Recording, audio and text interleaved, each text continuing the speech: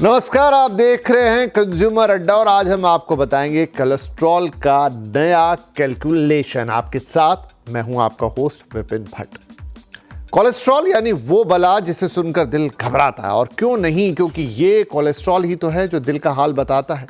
अक्सर दिल के दौरे के पीछे यही कोलेस्ट्रॉल विलेन बनकर सामने आता है। तो कहा जाता है कि 40 की उम्र के बाद कोलेस्ट्रॉल पर नजर रखनी चाहिए, लेकिन कोलेस्ट्रॉल को लेकर अब नई गाइडलाइंस आई हैं और वो ये कह रही हैं कि 20 की उम्र से ही अब कोलेस्ट्रॉल पर नजर रखनी होगी। क्यों भाई?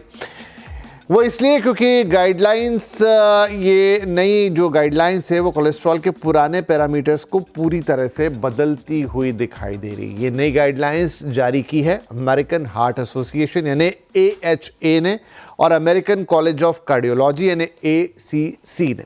दुनिया भर में हर साल सबसे ज्यादा मौतें कार्डियोवैस्कुलर डिसीजेज यानी CVD के कारण होती है। नंबर बताते हैं कि ये CVD 12 महीने में 2 करोड़ से ज्यादा लोगों की जान ले लेती है। और बढ़ा हुआ कोलेस्ट्रॉल कार्डियोवैस्कुलर डिजीजेस की बड़ी वजह है, हम सब जानते हैं। इसीलिए कोलेस्ट्रॉल पर आई नई गाइडलाइंस को समझना बेहद जरूरी है।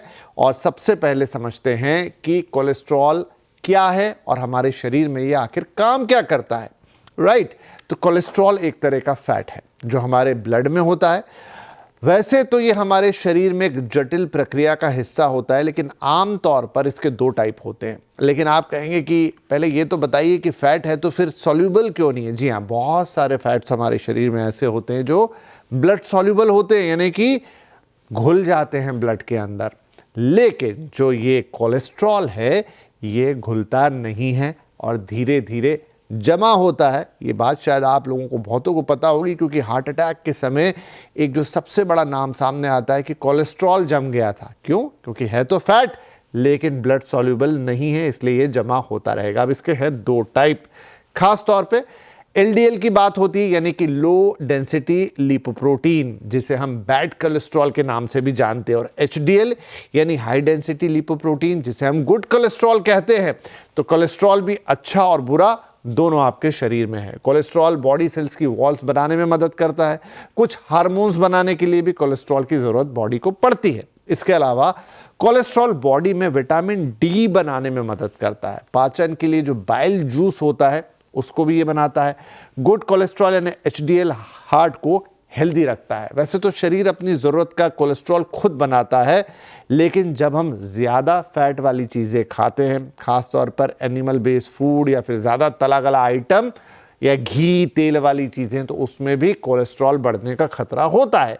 किसी भी तरीके से शरीर में कोलेस्ट्रॉल का बढ़ जाना, खासकर जब LDL यानी जिसे हम बैड कोलेस्ट्रॉल कह रहे हैं वो बढ़ जाता है, तो कार्डियोवैस्कुलर डिजीज़ का खतरा बढ़ जाता है। तो चलिए देखते हैं कि AHA की नई गाइडलाइंस क्या कहती है। लेकिन उससे पहले आप कहेंगे एक अच्छा कोलेस्ट्रॉल है, एक बुरा कोलेस्ट्रॉल है। तो अक्सर आपने रिपोर्ट्स में देखा होगा कि रिपोर्ट्स इनके रेशियो को बताती है कि आपका अगर अच्छा कोलेस्ट्रॉल ज़्यादा है, बुरा कोलेस्ट्रॉल कम है, एक रेशियो आएगा तो फिर वो ग्रीन में दिखाई देता है कि चलिए आपका काम चल जाएगा। लेकिन अगर आपका बुरा कोलेस्ट्रॉल ज़्यादा है और उसके मुकाबले अच्छा कोलेस्ट्रॉल कम है, तो फिर ये बैलेंस बिगड़ता है और आपके फिगर्स रेड में चले जाते हैं। और कई लोगों ने अपनी जो लिपिड प्रोफाइल होती है, जो अपनी रिपोर्ट होती है, खास तौर पे हार्ट से रिलेटेड, जिसमें ये कोलेस्ट्रॉल बड़ा इंपॉर्टेंट होता है, उसमें ये चीज़ें देखी होंगी। लेकिन चलिए अब गाइडलाइंस की बात कर लेते हैं। तो कोलेस्ट्रॉल पर जो नई गाइडलाइंस है उसमें क्या कहा गया है? नॉर्मल कोलेस्ट्रॉल की बेसलाइन में बदलाव किए गए हैं। फिर से मैं आपको बोलता हूं क्या अंतर आया है। नॉर्मल कोलेस्ट्रॉल की जो बेसलाइन है उसमें बदलाव किया गया है। इसका क्या मतलब है? पुरानी गाइडलाइंस में लोगों को LDL यानी कि जो बुरा कोलेस्ट्रॉल है वो 130 मिलीग्राम से कम रखने की सलाह दी गई थी। अक्सर आपने रिपोर्ट्स में देखा होगा 130 के नीचे के जो फिगर होते हैं वो काले रंग में ही लिखे रहते हैं, छोटे रहते हैं। लेकिन जैसे ही 130 के ऊपर जाता है वो फिगर बोल्ड हो जाते हैं आपकी रिपोर्ट में। कुछ रिपोर्ट्स में उन्हें लाल कर दिया जाता है। क्यों? क्योंकि 130 के बाद वो लिमिट क्रॉस हो जाती है। इसका मतलब है कि आपका कोलेस्ट्रॉल बढ़ रहा है, खास तौर पे आपका खराब वाला कोलेस्ट्रॉल। फिर लिखा हुआ आता है बॉर्डर लाइन, ये वो तमाम चीजें रिपोर्ट्स बोलती रहती है। ठीक है, लेकिन अब इसे पर्सनलाइज करके नॉर्मल, मीडियम और हाई 3 कैटेगरी में बांट दिया गया है। नॉर्मल, मीडियम और हाई। अब मतलब क्या है इसका? नॉर्मल कोलेस्ट्रॉल की कोई एक तय बेसलाइन नहीं रखी गई है, जैसे अभी तक 130 थी, यहाँ पे नहीं रखी गई है। एलडीएल का टारगेट हर व्यक्ति के लिए उसके रिस्क लेवल पर निर्भर करेगा। नए सिस्टम में हर व्यक्ति के लिए अलग अलग, तो समझ गए आप कि अब ये एक इंडिविजुअल पे डिपेंड करेगी। जिन्हें हार्ट डिजीज नहीं है उनके लिए 100 एलडीएल मिलीग्राम जो है उतना रखना है, उससे कम रखना है। किन्हें? जिन्हें हार्ट डिसीज़ नहीं है। जिन्हें हार्ट डिसीज़ का मीडियम रिस्क है उनके लिए अब इसे घटा के कर दिया गया है 70। यानी पहले तो 130 की बात हो रही थी, तब तक कोई दिक्कत नहीं थी। आप कह रहे हैं जिन्हें हार्ट डिसीज़ नहीं है, यानी रिस्क नहीं है, उनके लिए भी मिनिमम एलडीएल जो है 100 पर आ गया, यानी पहले के मुकाबले 30 कम कर दिया गया है। और जिन्हें हार्ट डिसीज़ है या मीडियम, जिसे रिस्क है, रिस्क फैक्टर डॉक्टर्स निकालते हैं, अभी हम आगे बात करेंगे तो आपको बताएंगे, तो वहाँ पर एलडीएल 70 मिलीग्राम से कम रखना होगा। और जिन्हें हार्ट डिजीज़ का हाई रिस्क है उन्हें 55 मिलीग्राम से कम रखना होगा। मतलब साफ है कि नॉर्मल की परिभाषा पर्सनलाइज हो गई है। डिपेंड करेगा कि आपको किस तरह के रिस्क फैक्टर हैं, उसके हिसाब से आपका नॉर्मल तय होगा। जैसा रिस्क वैसा कोलेस्ट्रॉल लेवल मेंटेन अब करना होगा। यही नहीं, रिस्क कैलकुलेशन का तरीका भी अब बदल गया है। पहले उम्र, कोलेस्ट्रॉल और ब्लड प्रेशर के आधार पर रिस्क कैलकुलेशन होता था। अब ब्लड शुगर और किडनी की हेल्थ को भी इसमें शामिल कर लिया गया है। नई गाइडलाइंस का पहला फोकस स्क्रीनिंग है और रिस्क असेसमेंट पर फोकस किया गया है। पहले 40 की उम्र से लिपिड प्रोफाइल की बात कही जाती थी, ये जांच कराने की सलाह दी जाती थी, लेकिन नई गाइडलाइंस में 20 की उम्र से ही लिपिड प्रोफाइल कराने की सलाह दी गई है। यानी बहुत यंग एज से ही अब आपको अपना लिपिड प्रोफाइल, यानी वो जांच जो आपकी दिल की सेहत का हाल बताती है, करा लेनी चाहिए। अगर फैमिली में हाई कोलेस्ट्रॉल की हिस्ट्री रही है तो 9 साल की उम्र से ही स्क्रीनिंग कराने की सलाह दे रही है ये नई गाइडलाइन। साथ ही हर 4 से 6 साल में लिपिड प्रोफाइल चेक करानी होगी। इसके साथ इन्फ्लेमेशन यानी धमनियों में सूजन जो आ जाती है और कैल्शियम स्कैन भी जरूरी बताया गया है। रिस्क असेसमेंट में सिर्फ एलडीएल नहीं बल्कि बीपी, डायबिटीज और स्मोकिंग को भी ध्यान में रखा जाएगा। पहले शॉर्ट टर्म यानी 10 साल का रिस्क देखा जाता था, लेकिन अब लॉन्ग टर्म यानी 10 से 30 साल का रिस्क कैलकुलेशन करना होगा। राइट? तो नई गाइडलाइंस का मुख्य फोकस एलडीएल कोलेस्ट्रॉल को कंट्रोल में रखने पर है। इसमें कहा गया है कि अगर एलडीएल 190 मिलीग्राम या उससे ज्यादा है तो तुरंत हाई इंटेंसिटी स्टेटिन लेनी चाहिए, और अगर हार्ट डिजीज़ है तो रिस्क बढ़ जाता है। इसलिए एलडीएल 70 मिलीग्राम से कम मेंटेन करना पड़ेगा, ये नई गाइडलाइन कह रही है। 130 वाले फिगर से अब काम नहीं चलेगा। तो नई गाइडलाइन में लाइफस्टाइल की अहमियत को भी एक बार फिर से अंडरलाइन किया गया है और कहा गया है कि कोलेस्ट्रॉल बढ़ने में लाइफस्टाइल का 80 से 90% तक योगदान है। हमने शुरू में आपको बताया इस बातचीत में कि बॉडी लगातार कोलेस्ट्रॉल बनाती है, बचपन से ही कोलेस्ट्रॉल बॉडी में जमना शुरू होता है, लेकिन एक खराब लाइफस्टाइल उसे बिल्कुल ऐसे लेवल पर पहुंचा सकती है जहां वो आपके दिल के लिए खतरा बन जाए। इसलिए कह रहे हैं कि 80 से 90% तक का योगदान कहां से आ रहा है खराब कोलेस्ट्रॉल के लिए? आपकी लाइफस्टाइल से। इसीलिए सैचुरेटेड फैट, ट्रांस फैट और प्रोसेस्ड फूड, खासकर अल्ट्रा प्रोसेस्ड फूड से अब बचना होगा। यानी pizza, burger, fries, deep fried चीज़ें, अब इनसे आपको दूरी बनानी होगी। ऐसी डाइट अपनानी होगी जो हार्ट के लिए हेल्दी हो। साथ ही हफ्ते में कम से कम, बड़ा इंपॉर्टेंट है, 150 मिनट का व्यायाम करना ही होगा, वरना खाया पिया भी काम नहीं करेगा। स्मोकिंग से पूरी तरह से तौबा करनी होगी। बुजुर्गों को, प्रेग्नेंट महिलाओं को, डायबिटिक लोगों को ज़्यादा रिस्क है, इसलिए ऐसे लोग कोलेस्ट्रॉल का खास ख्याल रखें। एक और बात, नई गाइडलाइन में मेंशन किया गया है कि कम उम्र में भी हाई कोलेस्ट्रॉल का खतरा बढ़ रहा है। सवाल है कि इसके पीछे कारण क्या है? जेनेटिक रिस्क और खराब लाइफस्टाइल, दोनों कारण से कम उम्र में अब हाई कोलेस्ट्रॉल का खतरा आ रहा है। इसकी सबसे बड़ी वजह जेनेटिक फैक्टर्स यानी फैमिली हिस्ट्री तो होती है। फेमिलियल हाइपर कोलेस्ट्रोलेमिया एक जेनेटिक कंडीशन है जिसके कारण बचपन से ही एलडीएल यानी कि बैड कोलेस्ट्रॉल ज़्यादा होता है। ऊपर से खराब लाइफस्टाइल अगर जुड़ जाए, जो आजकल कई बच्चों में देखी जाती है, खाने में जंक फूड और एक्सरसाइज का ना करना, तो रिस्क कई गुना बढ़ जाता है। और इन्हीं वजह से गाइडलाइंस में ऐसे बच्चों की 9 साल की उम्र से ही स्क्रीनिंग की सलाह दी गई है। तो ये है नई गाइडलाइंस और ये बताती हैं कि अब कोलेस्ट्रॉल का जो कैलकुलेशन है वो बदल गया है, वो काफ़ी इंडिविजुअलिस्टिक हो गया है और आपकी लाइफस्टाइल पे बहुत कुछ डिपेंड करेगा। तो चलिए अब इसको थोड़ा और विस्तार से समझते हैं। हमारे साथ जुड़ गए हैं फोर्टिस एस्कॉर्ट हॉस्पिटल के डायरेक्टर कार्डियोलॉजी डॉक्टर विशाल रस्तोगी। सर बहुत बहुत स्वागत है आपका। तो दर्शकों के लिए मैंने पूरी गाइडलाइन को काफ़ी विस्तार के साथ एक्सप्लेन कर दिया गया है, लेकिन मैं अब आपसे समझना चाहूँगा कि जो नई गाइडलाइंस आई हैं क्यों इनकी ज़रूरत पड़ी, और ये अभी तो अमेरिका से आई हैं लेकिन क्या ये इंडिया में भी उतनी ही प्रैक्टिकल होंगी?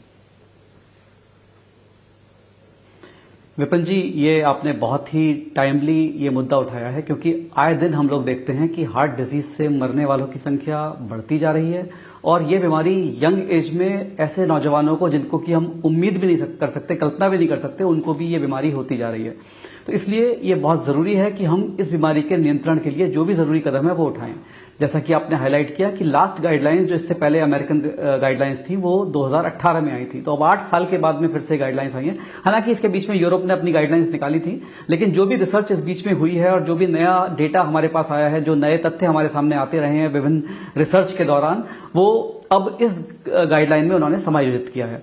और ये गाइडलाइन हालांकि आई तो अमेरिका से है, वेस्ट से है, लेकिन ये हमारी पॉपुलेशन के लिए भी कारगर है। इनफैक्ट हम लोग अपनी पॉपुलेशन के बारे में जानते हैं कि हमें पता है कि हमारे देश में ये बीमारी वेस्ट के मुकाबले यंगर एज में होती है।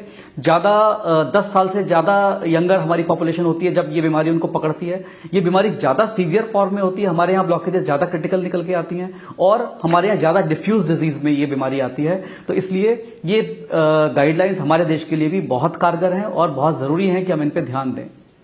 जी अच्छा डॉक्टर साहब, अब ये कह रहे हैं कि कोई नॉर्मल इसमें अब मिनिमम वो नहीं है, जैसे एलडीएल अभी तक जो हम देखते हैं अपनी रिपोर्ट्स में 130 मिलीग्राम का एक वो बेसलाइन आता है।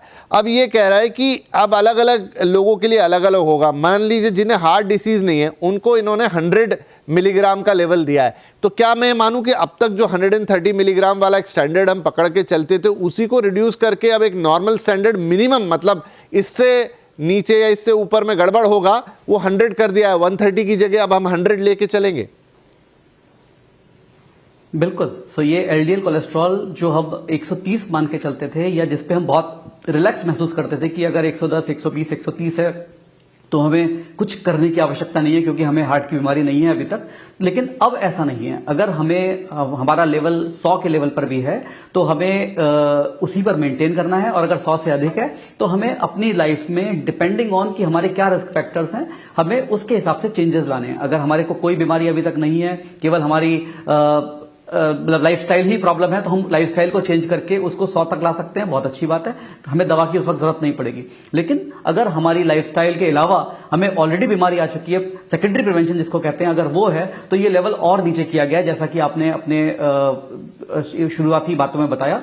तो 100 इज बेयर मिनिमम, 100 के तक तो हर एक आदमी को पहुंचना ही पहुंचना है और ये स्ट्राइव करना है, ये कोशिश करनी है कि एलडीएल कोलेस्ट्रॉल 100 ही रहे, चाहे इसके लिए हमें दवाओं की जरूरत पड़े और या फिर हम बिना दवाओं के अपने लाइफस्टाइल मॉडिफिकेशन से इसको कर लें। तो यंग लोग, एल्डरली लोग, किसी भी उम्र के लोग अगर अपना एलडीएल कोलेस्ट्रॉल 100 से अधिक पाते हैं तो उन्हें उसके ओर प्रयत्न करना पड़ेगा कि वो 100 से नीचे आए। अच्छा डॉक्टर साहब, एक बात बताइए, तो अभी तो इंडिया में जो रिपोर्ट्स आती हैं उसमें वो 130 वाला मार्कर रहता है, उसको बोल्ड में लिखते हैं, अगर उसके ऊपर जाता है फिर लिखते हैं बॉर्डर लाइन हाई और ऐसा हाई। क्या ये गाइडलाइन एज इट इज़ हमारे यहाँ भी लागू होगी? मतलब महीने भर बाद, 2 महीने बाद क्या हमारे यहाँ चेंज हो जाएगा? अगर 100 के ऊपर होगा तो फिर वो उसको अलग दिखाएंगे और बाकी वो ये सारी चीज़ें लिखेंगे 50 और 77, या एग्जैक्टली वैसा नहीं होने जाएगा? रिपोर्ट जैसी बनती है वैसी बनेंगी, बस आप लोगों का एनालिसिस का तरीका बदल जाएगा? देखिए, रिपोर्ट को हम लोग जो ये साइड में नॉर्मल वैल्यूज लिखते हैं, ये हमें बहुत पहले से एज अ डॉक्टर पता है कि ये हर एक आदमी को अप्लाई नहीं करती हैं। ये एक उन्होंने जनरल वैल्यूज दे रखी होती हैं, तो इसलिए हम उसको नहीं देखते नॉर्मल वैल्यूज को। हम तो अपने हिसाब से कि उस पेशेंट का क्या रिस्क फैक्टर है, उस पेशेंट को कितने की जरूरत है। मान लीजिए मेरे पास जो पेशेंट आया उसको ऑलरेडी हार्ट अटैक हो चुका है या स्टेंट लगे हुए हैं या बाईपास सर्जरी हो चुकी है, तो उसका रिस्क प्रोफाइल तो मुझे पहले से ही पता है कि उसको 55 से नीचे चाहिए। तो अगर उसकी रिपोर्ट में 110 शो कर रहा है और वो अब तक ये शो कर रहा था कि ये नॉर्मल रेंज है, तो मैं फिर भी ये मान के चलूंगा कि ये नॉर्मल नहीं है। ये जनरल पब्लिक के लिए साइड में दिखाता कि जिससे कि लोग अपने आप समझ सकें, थोड़ी सी खुद इंटरप्रिटेशन कर सकें। लेकिन अब मैं इस बात को एग्री करता हूं कि अब ये नॉर्मल इंटरप्रिटेशन भी चेंज होगी। इनफैक्ट इंडिया में हम लोग 2 तरह की गाइडलाइंस और चलती है। कार्डियोलॉजिकल सोसाइटी ऑफ इंडिया जो हमारी है वो भी गाइडलाइंस समय समय पर निकालती है। उसके अलावा एक लिपिड एसोसिएशन ऑफ इंडिया है, वो भी ये गाइडलाइंस निकालती है। और ये गाइडलाइंस ज्यादातर वेस्ट की गाइडलाइंस को ध्यान में रखते हुए और जो डेटा वेस्ट से आ रहा है उसी को ध्यान में रखते हुए की जाती हैं। डिफरेंट सर्वेज इंडिया में भी हुए हैं, बहुत सारी स्टडीज इंडिया में भी हुई हैं, और ये देखा गया है कि बहुत सारे लोगों में जिनको की हार्ट की बीमारियां हुई थी या जिनको हार्ट की बीमारियां हो रही हैं, उनका एलडीएल कोलेस्ट्रॉल 130 या उसके लेवल पे है। तो इसका मतलब 130 का लेवल रखना सफिशिएंट नहीं है। इसीलिए अब ये गाइडलाइंस कहती हैं कि हमें 100 के लेवल पे लाना है, जिससे कि ये बीमारी हो ही ना। जैसे कि आपने बताया, ये जेनेटिक बीमारी भी होती है और कुछ लोगों में फैमिली में ये रन करती है, तो उसको हम लोग फैमिलियल हाइपरकोलेस्ट्रोलेमिया कहते हैं, जो कि 2 तरह की होती है, होमोजाइगस एंड हेटेरोजाइगस। उसके डिटेल में ना जाते हुए मैं इतना बताना चाहता हूं कि खान पान नॉर्मल होते हुए भी या बहुत अधिक लाइफस्टाइल गड़बड़ ना होती हुए भी एलडीएल कोलेस्ट्रॉल बहुत हाई होता है ऐसे पेशेंट्स का, क्योंकि उनके अंदर ये बीमारी एक जीन में परिवर्तन की वजह से है। अब अगर एलडीएल कोलेस्ट्रॉल बहुत ज्यादा है तो ये तो जन्मजात बहुत ज्यादा है, और इनके अंदर बहुत एक्सेलरेटेड लेवल का डिजीज प्रोसेस चल रहा है, जिसको हम एथेरोस्क्लेरोसिस कहते हैं, जिसकी वजह से ये ब्लॉकेजेस आती है या हार्ट अटैक पैदा होते हैं। वो बहुत एक्सेलरेटेड लेवल पे चल रहा है। इसका मतलब इनमें ये बीमारी बहुत यंग में, हमने देखा है कि ऐसे 19-20 साल के लोग भी हमारे पास ऐसे बीमारी के साथ आए जिनको कि हमें बाईपास सर्जरी करनी पड़ी या स्टेंट लगाने पड़े, और या फिर उनको हार्ट अटैक होकर के उनका हार्ट डैमेज हो गया। तो ऐसे पेशेंट्स को अगर हम पहले से डायग्नोज नहीं करेंगे तो वो बीमारी तो चलती रहेगी। इसलिए ये महत्वपूर्ण है कि यंग एज में भी इसका ध्यान रखा जाए, और अगर किसी को हेल्दी किसी की फैमिली में ये डिजीज रही है कि उसको जल्दी एथेरोस्क्लेरोसिस हो गया है या किसी का कोलेस्ट्रॉल 190 या उस रेंज में चल रहा है, तो हमें जरूर इस बात का डायग्नोसिस करना चाहिए कि उसको फैमिलियल हाइपरकोलेस्ट्रोलेमिया है या नहीं है, और अगर है तो उसको बहुत एग्रेसिवली ट्रीट करना चाहिए। तो ये गाइडलाइंस जो है वो अब हमें उसी हिसाब से चलना होगा कि हर पेशेंट का रिस्क फैक्टर डिफरेंट है, और ये जनरल वैल्यू है जिसको कि अब सारी लैब्स को पुराने लेवल को चेंज करके नए लेवल पे कर देना चाहिए, जिससे कि आम जनता भी इस बारे में जागरूक हो सके। जी जी बिल्कुल। तो एक छोटा सा ब्रेक लेते हैं डॉक्टर साहब यहाँ पे, और ब्रेक से जब लौटेंगे तो थोड़ा और हम आपसे समझेंगे कि ये जो नए गाइडलाइंस आप कह रहे हैं 20 साल almost as young as kids, उनको भी ये टेस्ट करा लेने चाहिए। ऐसे कितने लोग होते हैं जिन्हें जीन में मिलता है, और कितने लोग हैं, वो परसेंटेज क्या है, जिन्हें ख़राब लाइफस्टाइल के कारण अब ये रिस्क बहुत बढ़ गया है, क्योंकि वही मेन फैक्टर है। और साथ में अब रिपोर्ट कराएं तो उसको कैसे समझें, कहाँ से कराएं, क्या तरीका हो सकता है, रैंडम कब करा लेनी चाहिए, कुछ एक और सवाल होंगे, और इस रिपोर्ट में और भी बहुत सारी चीज़ें हैं, उनको भी थोड़ा डॉक्टर साहब से समझेंगे इस छोटे से ब्रेक के बाद।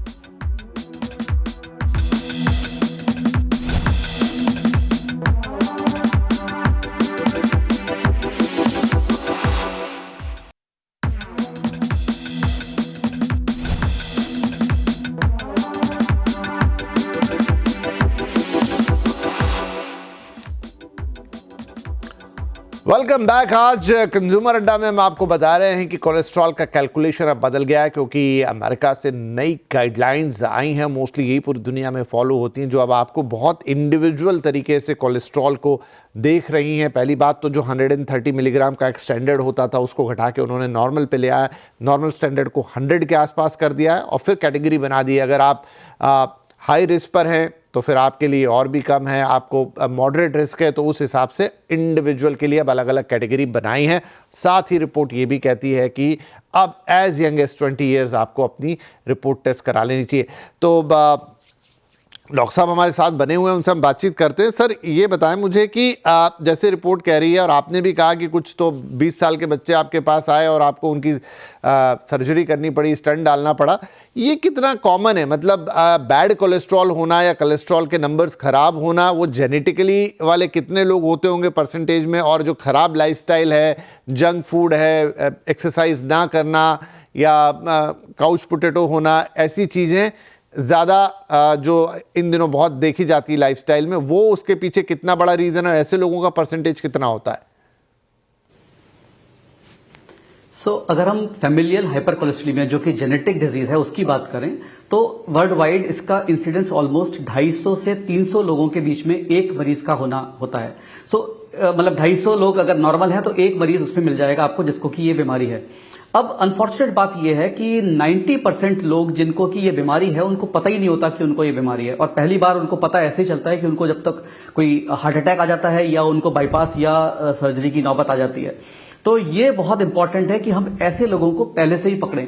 नंबर बहुत लार्ज नहीं है लेकिन फिर भी इतना कम भी नहीं है कि हम इसको इग्नोर कर सकें, इसीलिए ये रिकमेंडेड है। और ऐसे पेशेंट्स जिनको कि ये डिजीज होती है उनकी अगर हम कैरोटिड आर्टरी की जांच करें, जो कि नॉर्मल ब्लड सप्लाई जो ब्रेन को करती है, तो 2 साल की एज में भी उसमें हमें फैटी स्ट्रीक्स मिलने शुरू हो जाते हैं, हमें फैट का डिपोजिशन होना मिलना शुरू हो जाता है। तो ये प्रोसेस बहुत जल्दी शुरू हो जाता है। इसको अगर हम बहुत देर तक चलने दें, जैसे कि 15 या 20 साल की एज तक, तो फिर ये हमारी पकड़ से बाहर हो जाएगा, डिजीज ऑलरेडी डेवलप हो चुकी है। तो इसीलिए ये इन्होंने रिकमेंड किया है गाइडलाइंस ने कि हमें ऐसे पेशेंट्स को, ऐसे क्या सभी पेशेंट्स को हमें जल्दी पकड़ना है और जल्दी से जल्दी उनके रिस्क को मिटिगेट करना है, कम से कम करना है, जिससे कि बीमारी डेवलप होने को डिले हो सके और फिर वो डेवलप भी हो तो माइल्डर फॉर्म में डेवलप हो, जिससे कि उनको लाइफ लॉन्ग किसी प्रोसीजर की जरूरत भी ना पड़े।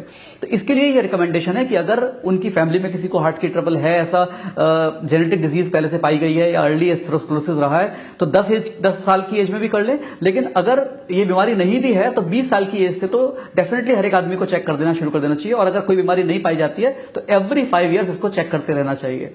जहां तक बात है कि हम ये बीमारी लाइफस्टाइल की वजह से कितने लोगों को होती है, तो लाइफस्टाइल की वजह से ये बीमारी बहुत तेजी से फैल रही है और ये बड़ी मेजर समस्या है। हालांकि लाइफस्टाइल वाली बीमारी को बॉडी में आने में और लाइफस्टाइल को बॉडी को अफेक्ट करने में थोड़ा वक्त लग जाता है, तो हम वहां पर 20 से थोड़ा आगे निकल जाते हैं। 25-30 साल तक हमें मिलती है वो बीमारी जिसमें कि एनवायरमेंटल फैक्टर्स की वजह से या लाइफस्टाइल की वजह से वो बीमार हो रहे हैं। तो डॉक्टर रस्तोगी मुझे एक बात बताइए कि मान लीजिए कि खराब लाइफस्टाइल की वजह से आपको कोलेस्ट्रॉल हो ही गया या वो बढ़ गया, तो उसका इलाज क्या है? क्या सिंपल गोली दवाई खाने से, या डॉक्टर अक्सर, मतलब मैंने जो सुना है कि भाई ये कोलेस्ट्रॉल की गोली आपको शुरू करनी होगी, बस उतना लेने से आपका काम चल जाता है, थोड़े लाइफस्टाइल चेंजेस कर लीजिए, या बात इससे थोड़ी आगे जाती है? अब बात आती है कि बीमारी क्या क्या है। अगर खाली लाइफस्टाइल खराब है और कोलेस्ट्रॉल ही बढ़ गया है और अभी तक कोई बीमारी नहीं हुई है, आपको शुगर नहीं है, आपकी किडनी बिल्कुल ठीक काम कर रही है, मेटाबॉलिक डिजीजेज नहीं है, तो इन दैट केस आपका काम लाइफस्टाइल मॉडिफिकेशन से और कुछ हद तक कुछ दवाएं लेकर के चल जाएगा। लेकिन अगर आपको ऑलरेडी इस लाइफस्टाइल की वजह से आपकी बॉडी के अंदर ब्लॉकेजेस आ चुकी हैं, तब हम इसको सेकेंडरी प्रिवेंशन कहते हैं और हमारा जो रिस्क है वो मॉडरेट से हाई रिस्क पे हम पहुंच जाते हैं। तो ये रिस्क कैलकुलेशन कैसे होता है? एक रिस्क स्कोरिंग सिस्टम है जिसमें कि बहुत सारे फैक्टर्स अकाउंट में ले जाते हैं और उसके बेसिस पे हमें ये देखा जाता है कि 10 साल के अंदर ब्लॉकेजेस आने का या हार्ट अटैक आने का चांसेस कितने हैं। तो अगर ये चांसेस 10% या उससे ज्यादा के होते हैं तो इसको हम लोग हाई रिस्क मानते हैं। तो जो भी पेशेंट्स हाई रिस्क में होते हैं उनका एलडीएल कोलेस्ट्रॉल का टारगेट बहुत ज्यादा कम कर दिया गया है, 55% पे ले आया गया है, 55 मिलीग्राम पर डेसीलीटर पे ले आया गया है, या फिर 50% से ज्यादा उनको रिड्यूस करना है। जब उनका जो इनिशियल वैल्यू थी, अगर मान लीजिए किसी को हार्ट अटैक 80 की वैल्यू पे आ गया तो हमें 40 से कम उसको करके लेके जाना होगा, अदरवाइज वो बीमारी अंदर चलती रहेगी और वो दवाइयां या बाकी चीजें कारगर नहीं होंगी उसको रोकने के लिए। तो ये अब हम खाली एक दवा से काम चला सकते हैं या हमारे को एक से ज्यादा गोलियों की जरूरत पड़ेगी, या अब ऐसे इंजेक्शन आ गए हैं जो कि कोलेस्ट्रॉल की मात्रा को बहुत सिग्निफिकेंटली रिड्यूस करते हैं। तो हमें इनमें से किस चीज की आवश्यकता है, ये हमें पूरा ओवरऑल पेशेंट का रिस्क प्रोफाइल कैलकुलेट करके और उसके रेस्पॉन्स को देखते हुए हमें क्विकली एक और सवाल, अक्सर ये मिथ है या नहीं आप बताएंगे कि लोग ऐसा कहते हैं कि एक बार कोलेस्ट्रॉल की गोली चालू कर दी तो फिर जिंदगी भर लेनी पड़ेगी, और इसलिए बहुत सारे लोग इससे बचते रहते हैं रिकमेंडेड होने के बावजूद भी? ये बहुत बड़ा मिथ है। कोलेस्ट्रॉल या डिस्लिपिडीमिया एक लाइफस्टाइल डिजीज है। अगर आप अपना लाइफस्टाइल ठीक करते हैं, ऐसे मेरे पास बहुत सारे पेशेंट्स आते हैं जिन्होंने कि अपने लाइफस्टाइल को इतना अच्छा मॉडिफाई कर लिया, 50% तक लोग दवा छोड़ भी सकते हैं। लेकिन मैं फिर भी ये कहूंगा कि आप इस बात में ना पड़ें कि दवा छूटेगी या नहीं छूटेगी। ये एक एसेंशियल चीज है। अगर आपको बीमारी हो गई है और वो लाइफस्टाइल चेंज करने के बावजूद, खान पान बदलने के बावजूद भी अगर आपका डिजायर्ड लेवल नहीं आ पाया है, तो आपकी दवाएं अगर चलती रह रही हैं, जैसे एक ब्लड प्रेशर की बीमारी है जिसमें कि अगर ब्लड प्रेशर आप दवा छोड़ेंगे तो ब्लड प्रेशर वापस बढ़ जाएगा, ऐसी कोलेस्ट्रॉल और शुगर और सारी बीमारियां ऐसी होती हैं जिसमें कि आपको दवा लेने पर वो कंट्रोल में रहती है, दवा छोड़ने पर वो वापस बीमारी हाथ से बाहर निकल सकती है। तो कुछ केसेस में हम दवा छोड़ भी पाते हैं, लेकिन इस बारे में कि दवा की आदत पड़ जाएगी या दवा लेते रहना होगा, इसमें ना पड़ते हुए हमें जो भी रिकमेंडेशन है डॉक्टर की सलाह माननी चाहिए और अपने लेवल्स को फ्रीक्वेंटली चेक कराते हुए ये देखना चाहिए कि हमें इतनी दवा की डोज पे रहना है या हमें कम कर सकते हैं या बढ़ाने की आवश्यकता है। ठीक है डॉक्टर रस्तोगी, बहुत बहुत धन्यवाद, आपने वक्त निकाला और ये जो नए गाइडलाइंस हैं कोलेस्ट्रॉल को लेके उन्हें हमें एक्सप्लेन किया, उनका क्या महत्व है और कितने लोगों में किस तरह के इश्यूज रहते हैं और कैसे इन्हें ट्रीट किया जा सकता है, उन सब पर आपने विस्तार से हमसे बातचीत की। बहुत बहुत धन्यवाद और सभी दर्शकों का भी धन्यवाद। और हम उम्मीद करते हैं कि ये जो नए गाइडलाइंस हैं, अगली बार जब आप अपना लिपिड प्रोफाइल कराएंगे या ज़रूरत पड़ेगी तो जब भी जांच होगी तो आप ये जो नए पैरामीटर्स हैं उस हिसाब से आपकी रिपोर्ट में किसी भी तरह से मेंशन हो उन्हें देखेंगे और आपके डॉक्टर्स भी उसे वैसे ही ट्रीट करेंगे। और एक अच्छी लाइफस्टाइल को फॉलो कीजिए कि कोलेस्ट्रॉल रिलेटेड कोई भी प्रॉब्लम आपको आए ना, क्योंकि जैसे डॉक्टर साहब ने बताया मेजॉरिटी में इन दिनों ये उन लोगों में भी देखने को मिल रही है जिनकी लाइफस्टाइल बेहद ख़राब है, खान पान सोना उठना सब खराब है। उसको सुधार के ही आधी तो चीज़ ऐसे ही ठीक की जा सकती है, बजाय कि आपको दवाई गोलियों का सहारा लेना पड़े। तो बहुत बहुत धन्यवाद इस कार्यक्रम को देखने के लिए। उम्मीद करते हैं इससे आपको लाभ मिलेगा। नमस्कार।